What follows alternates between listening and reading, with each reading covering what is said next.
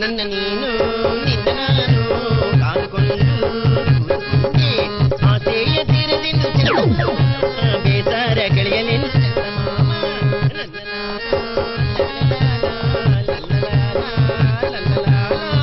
ಹೊಯ್ ಹೊಯ್ ಹೊಯ್ ನನ್ನ ನೀನು ನಿನ್ನ ನಾನು ಕಾದುಕೊಂಡು ಆಸೆಯ ತೀರದಿಂದ സിദ്ധു ഡോക്ടർ അങ്കിൾ എടുത്തോണ്ട് പോടാ ഡോക്ടർ അങ്കിൾ എന്തുപറ്റി എവിടെയെങ്കിലും വീണോ ഞാൻ വീണതല്ല, എന്നെ വീഴ്ത്തിയതാ. വീഴ്ത്തിയെന്നോ? ആരാ അത് നിങ്ങളെങ്ങനെ വീഴ്ത്തിയത്? പറയുന്നേ ആരാന്ന്? ആര് വീഴ്ത്താൻ? അവൻ തന്നെ, എന്റെ അനിയത്തിയെ പ്രേമിച്ചവൻ തന്നെ. പ്രേമാണോ? അവനെ ഒരു മിനിറ്റ് വാ ഇരിക്കേ. Thank you. അത് ശരി, അവനെന്തിനാ നിങ്ങൾ അടിച്ചേ? അത് പിന്നെ ഞാൻ എൻ്റെ അനിയത്തെ അവൻ പിന്നെ അത് ഞങ്ങൾ ചീട്ട് കളിച്ചോണ്ടിരിക്കായിരുന്നേ. ചീട്ട് കളിച്ചോണ്ടിരിക്കുന്ന സമയത്ത് അവൻ പെട്ടെന്ന് സിഗരറ്റ് വലിക്കാൻ തുടങ്ങി. അതും എൻ്റെ മുന്നിൽ വെച്ച്. പോടാ, ഇങ്ങനൊന്നും കാണിക്കലെന്ന് ഞാൻ അവനോട് പറഞ്ഞു. കുറച്ച് കഴിഞ്ഞപ്പോൾ തന്നെ നോൺ വെജ് വേണമെന്ന് പറഞ്ഞ് ബഹളം. എനിക്ക് ഈ നോൺ വെജ് വീടിനകത്ത് കയറ്റത്തുമില്ല, ഞാൻ കഴിക്കത്തുമില്ല. അതുകൊണ്ട് തന്നെ പോവുകയാണ് പൊട്ടെന്ന് പറഞ്ഞ് ഞാനങ്ങ് വിട്ടു. കുറച്ച് കഴിഞ്ഞപ്പം വീടിനകത്തിരുന്ന് എന്റെ കൺമുന്നിൽ ഇരുന്ന് അവൻ കള്ളു കുടിക്കാൻ തുടങ്ങി. അപ്പൊ ഞാനത് എന്നിരുന്നാലും അതൊക്കെ സ്വാഭാവികമാണല്ലോ, പോട്ടെ എന്ന് ഞാനും വിചാരിച്ചു. അങ്ങനെ ഇരിക്കുമ്പോൾ ഞാൻ അവനോട് പറഞ്ഞു, ഇങ്ങനെയാണെങ്കിൽ ശരിയാകത്തില്ല, എന്റെ അനിയത്തിക്ക് അത് ഇഷ്ടമല്ലെന്ന് ഞാൻ പറഞ്ഞു. അതുകൊണ്ട് ഇങ്ങനെയൊന്നും വേണ്ടെന്ന് ഞാൻ പറഞ്ഞു. അങ്ങനെ ഒന്നും രണ്ടും പറഞ്ഞു ആ കുപ്പിയെടുത്ത് അവന്റെ തലക്കടി അടിച്ചു. എന്റെ ചേട്ടൻ എന്താ പറഞ്ഞേ? ഞാൻ കള്ളുകൂടിയനല്ലേ, കുടിച്ചിട്ട് പ്രശ്നം ഉണ്ടാക്കുന്ന ആളാണല്ലേ, അതും പറഞ്ഞ് പുകവലിയുണ്ടെന്ന്. അയാളിന്ന് വരട്ടെ, എന്താ ഞാൻ ചെയ്യുന്നത് കണ്ടു. അപ്പോഴെനിക്ക് മനസ്സിലായത് അവൻ സ്നേഹിച്ച എന്റെ അനിയത്തിയല്ല, എന്റെ സ്വത്തിനെയാണെന്ന്, അവളുടെ അക്കൗണ്ടിലുള്ള ബാങ്ക് ബാലൻസിനെയാണെന്ന്. ഇപ്പൊ മനസ്സിലായോ ആരാണ് എന്താണെന്നൊക്കെ? അയ്യോ, എനിക്കതൊക്കെ ഇപ്പോഴാണ് മനസ്സിലായത്. നീ അങ്ങനെയൊന്നും അല്ലല്ലോ. സത്യം പറഞ്ഞു കഴിഞ്ഞാ നിങ്ങളുടെ പെങ്ങളെ എനിക്ക് തന്നില്ലെങ്കിൽ ഞാനേ നിങ്ങൾ അടിക്കണമെന്ന് വിചാരിച്ചിരുന്ന. പക്ഷേ റൗഡി ആണെങ്കിലും ഞാൻ സമാധാനമായിട്ട് ഇരിക്കുകയായിരുന്നു. പക്ഷെ ഇപ്പൊ അവൻ അടിച്ചില്ലേ, അതുകൊണ്ടാ പറഞ്ഞേ. ക്രിമിനൽസിനെ വിശ്വസിക്കാം, ലവേഴ്സിനെ വിശ്വസിക്കാൻ പറ്റില്ല. നീ പറയുന്നതെല്ലാം കറക്റ്റാ മരുമോനെ. മരുമകനെന്നോ? മരുമകനെന്നാ പറഞ്ഞു? ഓ, മരുമകനെന്ന് പറഞ്ഞല്ലേ? അതെ, മരുമോനെന്നാ വിളിച്ചേ. ആ വൃത്തികിട്ടവനേക്കാളും എന്തുകൊണ്ട് യോഗ്യത നിനക്കാണെന്ന് എനിക്ക് മനസ്സിലായത് ഇപ്പോഴാ. എന്റെ അനിയത്തെ നീ തന്നെ കല്യാണം കഴിക്കണം എന്റെ ആഗ്രഹം. അവളുടെ കൈ പിടിച്ച് അവക്കൊരു ജീവിതം കൊടുക്കണം. അത് മാത്രമല്ല, നീ എന്നോട് ക്ഷമിക്കുകയും വേണം. എന്തിനാ? എന്റെ വായി തോന്നിയതൊക്കെ ഞാൻ നിന്നെ വിളിച്ചിട്ടുണ്ട്, അതിനൊക്കെയാ. അതൊന്നും കുഴപ്പമില്ല ഡോക്ടർ അങ്കിൾ, നിങ്ങളിപ്പോ എന്നെ റൗഡി ഗുണ്ടാന്നൊക്കെ പറഞ്ഞില്ലേ. പക്ഷെ പോലീസുകാർ ഇത് പറഞ്ഞാലുണ്ടല്ലോ, അവരുടെ വായന്ന് എന്തൊക്കെ വൃത്തികേടുകളാ വരികയെന്ന് പറയാൻ പറ്റില്ല. എന്നിരുന്നാലും എനിക്ക് മദ്യം, സിഗരറ്റ്, നോൺ വെജ് അങ്ങനെയുള്ള എല്ലാ ശീലങ്ങളും ഉണ്ട്. നിങ്ങൾക്കത് ഇഷ്ടമല്ലല്ലോ.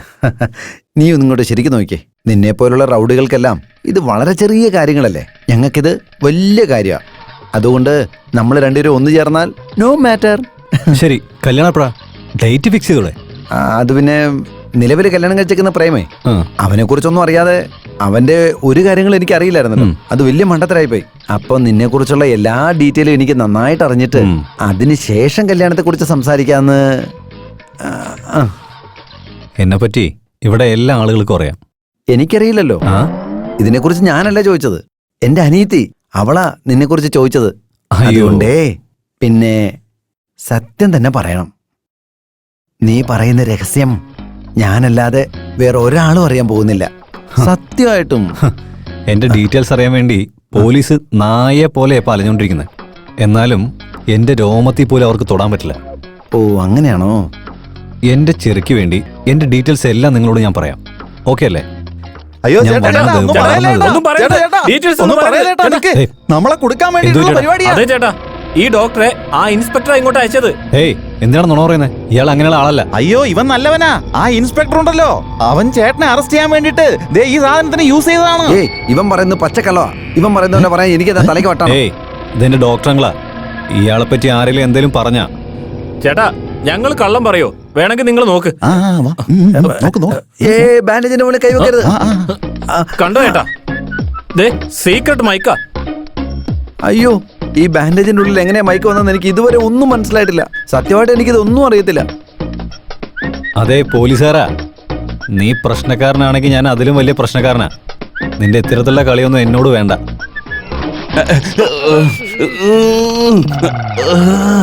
ഞങ്ങൾ ജയിലിൽ നിന്ന് റിലീസായപ്പോ അവിടെ ഉണ്ടായിരുന്ന പോലീസുകാരൻ നിന്റെ സിദ്ധുവിന്റെ കഥ തീരാൻ പോവാ, ഇൻസ്പെക്ടർ നല്ലൊരു പണി കൊടുക്കുന്നുണ്ടെന്നാ പറഞ്ഞത്. അതുകൊണ്ടാണ് ചേട്ടാ ഞങ്ങൾ ഓടി വന്നത്. സിദ്ധു സാർ, ഇതൊന്നുമായിട്ട് എനിക്ക് യാതൊരു ബന്ധവുമില്ല.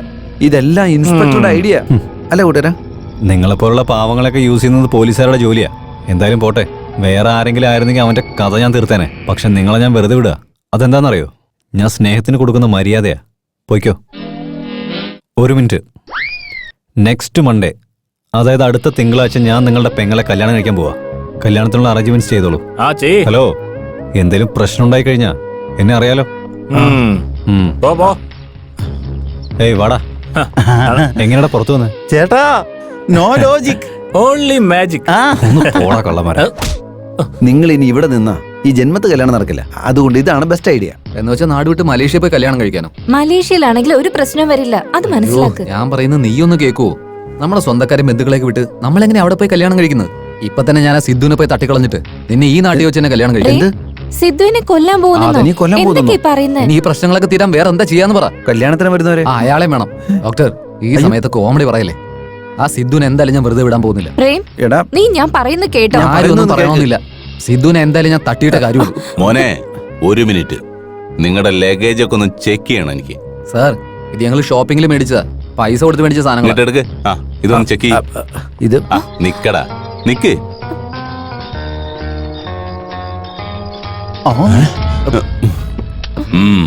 ഇതിന് ലൈസൻസ് ഉണ്ടോ? ഞാൻ ചോദിച്ചത് ഗണ്ണിന്റെ ലൈസൻസ് അല്ല, ഡ്രൈവിംഗ് ലൈസൻസ് അല്ല. ഗൺ ലൈസൻസ് ഒന്നും എന്റെ കയ്യിലില്ല. ലൈസൻസ് ഇല്ലാതെ ഗണ്ണ് കൈവശം വെക്കരുത് നിനക്ക് അറിഞ്ഞൂടെ? അത് മാത്രമല്ല സാർ, ഈ കേസിന് ജാമ്യം കിട്ടത്തില്ല.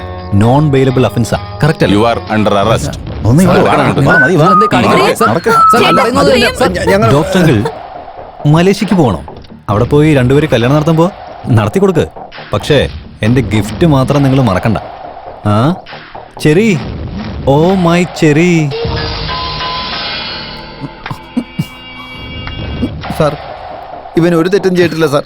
അതെനിക്കറിയാം. പിന്നെ എന്തിനാണ് സാറെ അറസ്റ്റ് ചെയ്തത്? അവനെ പുറത്തോട്ട് വിട് സാർ. അവൻ അറസ്റ്റ് ചെയ്തിരിക്കുന്നത് കൃത്യമായ തെളിവോടുകൂടിയാ. സാർ, ഇവൻ ഇന്നസെന്റ് സാർ, അത് നിങ്ങൾക്ക് മനസ്സിലാവും. ഇതുവരെ അവൻ ആരോടും ഒരു തെറ്റും ചെയ്തിട്ടില്ല സാർ. സാർ, ഇങ്ങോട്ട് നോക്ക് സാർ, കൊതുക് അടിക്കാണ് സാർ. അയ്യോ സാറേ, അവൻ ജയിലിനകത്ത് കിടന്ന് കഷ്ടപ്പെടുക. ഒരു കൊതുകുതിരിയെങ്കിലും മേടിച്ചു കൊടുക്കുക സാറേ. ഇവരുടെ രണ്ടുപേരുടെയും കല്യാണം മുടക്കാൻ ആ സിദ്ധു ചെയ്തതാണ് സാറേ. അതിന് ഞാനാ സാക്ഷി. അവനെ ആദ്യം അറസ്റ്റ് ചെയ്തു സാറേ. നിങ്ങൾ അങ്ങനെയാണെങ്കിൽ പരാതി എഴുതി തരൂ. എഴുതി തന്നാ ഇവനെ വിട്ടിട്ട് അവനെ അറസ്റ്റ് ചെയ്യാവോ സാറേ? ഗൺ ആരുടെന്ന് കോടതിയിൽ നിന്ന് തീരുമാനം വരുന്നവരെ രണ്ടുപേരും വിടില്ല. ഡോക്ടറെ, നിങ്ങൾ കംപ്ലൈന്റ് ചെയ്ത് കൊടുക്കുന്നേ. അവനെ പിടിച്ചുകൊണ്ട് നീ സെല്ലിൽ ഇടട്ടെ. അവനെ ഞാൻ എന്താ ചെയ്യാൻ പോകുന്നതെന്ന് കണ്ടോ നിങ്ങൾ? ചേട്ടാ വേണ്ട ഏട്ടാ, അവനെ കൊന്ന ഇവൻ ലൈഫ് ലോങ് ജയിലിൽ കിടക്കില്ലേ? പിന്നെ ഞാൻ ആരെ കല്യാണം കഴിക്കുക? മോളെ നമസ്കാരം സാർ. നമ്മുടെ ചേട്ടനെ അടുത്ത ആഴ്ച കല്യാണമാ. മറക്കാതെ വന്നേക്കണം കേട്ടോ ഇൻസ്പെക്ടർ സാറ്. എടുത്ത് ഇവിടെ തന്നെ ഉണ്ടല്ലേ? ഡോക്ടർ ഇവിടെ തന്നെ ഉണ്ടായിരുന്നു. നമസ്കാരം ഡോക്ടറെ. എടുത്തി, നിങ്ങൾക്ക് ഏത് കളർ ഡ്രസ് വേണം, ഏത് കളറിൽ ചുരിദാർ വേണമെന്നൊക്കെ ഫോൺ വിളിച്ച് പറഞ്ഞാൽ മതി. അല്ലെങ്കിൽ നേരിട്ട് വന്നാലും മതി. വന്നില്ലെങ്കിലും കുഴപ്പമില്ല. ചേട്ടത്തി കല്യാണത്തിന് റെഡിയായ മതി. മനസ്സിലായോ? ഡോക്ടറെ, എടുത്തിയെ മറക്കാതെ മണ്ഡപത്തിലേക്ക് കൊണ്ടുവരണേ. മറക്കരുത് കേട്ടോ. സാറ് വന്നേക്കണം വിത്ത് യൂണിഫോം റെഡിയായിട്ട് വന്നേക്കണം കേട്ടോ. നിങ്ങളൊക്കെ ഞാൻ കാണിച്ചു തരാടോ. മടമാരെ, എന്റെ ചേട്ടനോട് പറഞ്ഞു കൊടുത്തേക്ക് മുഹൂർത്തത്തിന്റെ സമയത്ത് കറക്റ്റ് ആയിട്ട് ഞാൻ എത്തുമെന്ന്. എന്തിനാ? കഴിക്കാൻ വേണ്ടിയാണ്? അല്ലടാ, ഫൈറ്റ് ചെയ്യാനാടാ. ഏയ് ഏയ് ഏയ്, ഇവൻ ടെൻഷൻ ആയിരിക്കും. ഇവന് ഇൻവിറ്റേഷൻ കൊടുക്കടാ. ചേട്ടാ, ഉദിത് നാരായണന്റെ ഓർക്കസ്ട്ര ബുക്ക് ചെയ്യണം. വേഗം പോവാം. അത് ശരിയാണല്ലോ. വേഗം വാ ചേട്ടാ. അല്ലടാ, നിന്റെയൊക്കെ മരണമണി അടിക്കാൻ പോകുന്നത്. നിനക്കൊക്കെ ഞാൻ വന്ന് വായിക്കരി ഇടുന്നുണ്ട്. ഥു, അവന്റെ ഇൻവിറ്റേഷൻ. ചേട്ടാ, അവൻ എനിക്കെല്ലാം അറിയാം. ഇനി എന്തൊക്കെയാ ചെയ്യേണ്ടതെന്നും എനിക്കറിയാം.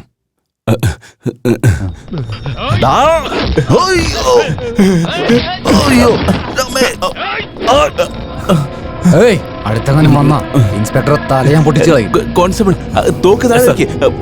ഇൻസ്പെക്ടർ, എനിക്കൊരു വണ്ടി വേണം. 2 വീലർ 4 വീലർ? 4 വീലർ. പോയി 4 wheeler ready. Okay sir.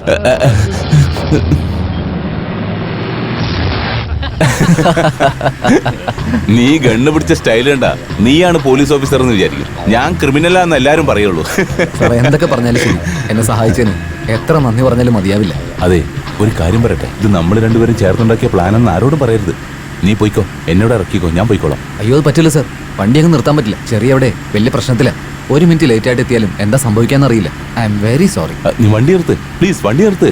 Sir ആ ഗണി എന്ന് ഞാൻ പറയുന്നത് കേക്ക്. നീ ഒന്ന് വണ്ടി നിർത്ത്. ഇപ്പൊ എന്താ വേണ്ടത്? വണ്ടി നിർത്ത്. ആ ഇറങ്ങിക്കോ. എടാ എടാ, എന്താടാ സഹായിച്ചവനെ നീ റോഡിൽ തള്ളിയിട്ട് പോയല്ലോടാ.